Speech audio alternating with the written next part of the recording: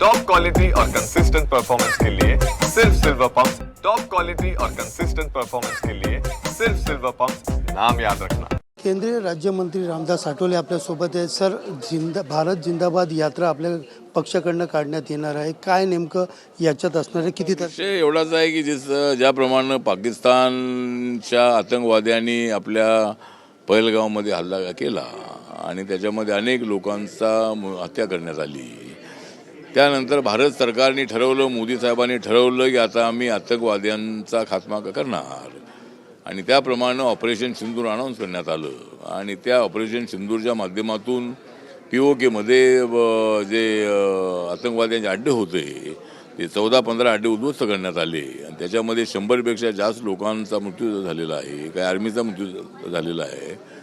त्यामुळं जे ऑपरेशन आहे ते सफल झालेलं आहे। त्यानंतर आता पाकिस्तानकडे प्रस्ताव पाठवलेला आहे की POK आमच्या ताब्यामध्ये द्या आणि जर POK त्यांनी ताब्यामध्ये दिला नाही तर पाकिस्तानबरोबर एकदा आरपारची लढाई लढली पाहिजे। संसदेमध्ये सुद्धा अनेक वेळेला मागणी केली होती की POK मुळंच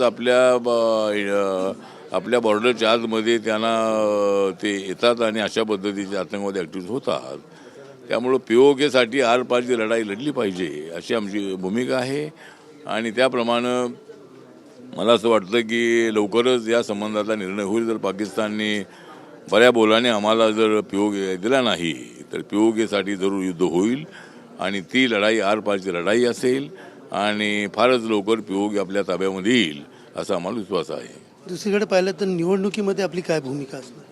आणि निवडणुकीमध्ये महायुती म्हणून निवडणुका लढवाव्यात अशी आपली भूमिका आहे आणि रिपब्लिकन पक्षाला काही जागा महापालिका, जिल्हा परिषद, पंचायत समिती मिळाव्यात आणि त्यासाठी आपण सर्व नेत्यांशी आमचे कार्यकर्ते चर्चा करतील आणि RPIला काही जागा मिळतील अशी आमची अपेक्षा आहे। शेवटचा प्रश्न आहे सर, स्वर्गातला नर्क हा पुस्तक जे आहे संजय राऊतचं आलेलं, अनेक त्याच्यावरती टीका केलेल्या आहे, त्याबद्दल तुमचं काय मत आहे? काय पुस्तक आहे? त्यांनी अमित शहाना मदत केली, नरेंद्र मोदींना मदत केली, अशा प्रकारच्या वेगवेगळ्या टीका आहेत। स्वर्गातला नर्क, स्वर्गातला नर्क, स्वर्गातला नर्क।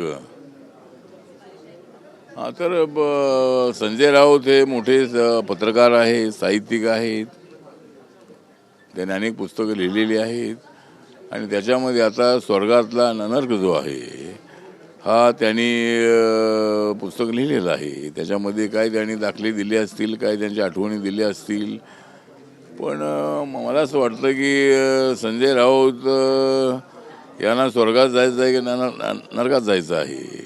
तर त्यांना स्वर्गात जायचं असेल तर त्यांनी चांगली भाषा वापरली पाहिजे, नाहीतर ते नरकामध्ये गेल्याशिवाय राहणार नाहीत। आणि त्यांनी जे काय दाखले दिलेले आहेत, मी काही ते पुस्तक वाचलं नाही आहे, पण जे काही त्यांनी आरोप प्रत्यारोप केले असतील त्याच्यामध्ये काही तथ्य नाही। अमित शहा हे अत्यंत स्ट्रॉंग असणारे नेते आहेत आणि नरेंद्र मोदीजी हे तर अत्यंत स्ट्रॉंग असणारे प्रधानमंत्री आहेत, त्यामुळे त्यांनी जे काही आरोप केलेले आहेत त्या आरोपाशी मी सहमत नाही। आणि पण संजय राऊत माझे चांगले मित्र आहेत आणि त्यांनी त्यांचं पुस्तक त्यांनी लिहिलेलं आहे। एकंदरीत पाहायला गेलं तर कुठेतरी संजय राऊत हे माझे मित्र आहे आणि त्यांना स्वर्गात जायचं की नरकात हे त्यांनी विचार करावा असे देखील इशारा यावेळेस रामदास आठवले यांनी दिलेला आहे। कॅमेरा पर्सन रोशनसह सुनील जाधव, TV9 मराठी, मुंबई।